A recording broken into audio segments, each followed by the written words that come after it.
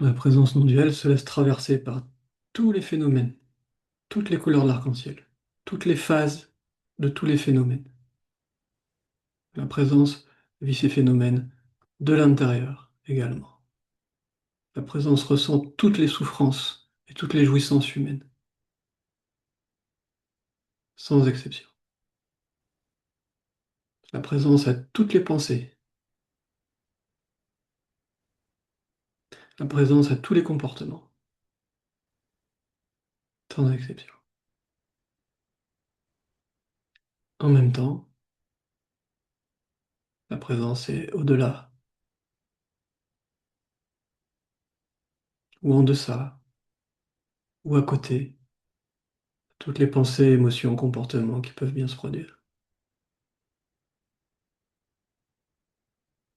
La présence n'est pas attachée,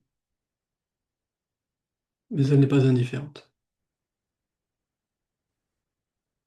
La présence est quelque chose et rien tout à la fois.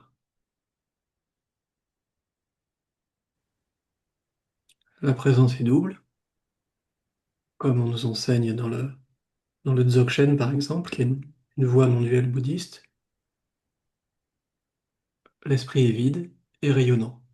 La présence est tranquille et bouillonnante. Hein. C'est un flux d'énergie très intense, très vivant, très vibratoire, qui est partout en nous et autour de nous. Quelque chose qui est très très intense et en même temps d'une paix insondable. Parfois, je peux avoir plus la sensation de l'énergie, parfois plus la sensation de la paix, mais quand l'esprit et le corps s'éveillent aussi ensemble, il y a vraiment à la fois cette paix et cette intensité, et le vide et son rayonnement qui traverse tout, qui vibre partout. Gentiment, doucement et intensément. Hein. Un peu paradoxal peut-être, mais être éveillé, c'est être vivant. C'est pas être endormi. Je croyais avant, j'aimais bien être endormi pour être tranquille, qu'on me laisse tranquille, ça, être gentil, puis essayer de... Non, vraiment quelque chose de très non violent, très paisible, mais très là, qui, m- qui mange la vie avec ses yeux, qui ressent les choses pleinement. Donc il n'y a bien sûr pas de place pour l'ennui, il n'y a pas de place pour le nihilisme ou la négation des choses. Réaliser que tout est vide, c'est réaliser que tout est la plus grande vivance imaginable. Une vivance harmonieuse, pas une vivance explosive ou chaotique, bien que l'explosion arrive parfois, et que le chaos arrive parfois aussi, bien sûr, comme un effondrement, réorganisation, etc. Je vous apprends rien. Ce sont des phases de l'énergie. Mais là, au bout d'un moment, dans mes textes, je me suis mis à parler de la présence comme une conscience énergie, pas justement qu'une conscience. Souvent, on entend tout est conscience. Oui, moi je peux vous affirmer, quand l'éveil descend dans le cœur et dans le corps, on a affaire à une conscience énergie, pas uniquement une conscience.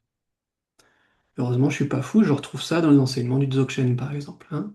Donc, l'essence de la nature absolue, la réalité, c'est la vacuité, une certaine le vide et un rayonnement. Hein. Donc, on a le yin et le yang, hein, la conscience et l'énergie, le vide et son rayonnement. Le rayonnement étant l'action du vide, si vous voulez.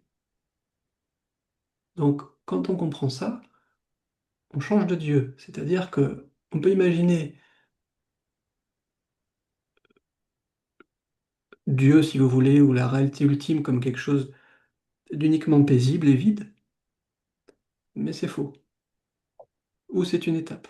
C'est et paisible et vide, et, et vibrant, puissant, émanant, comme une omniprésence vibratoire énergétique.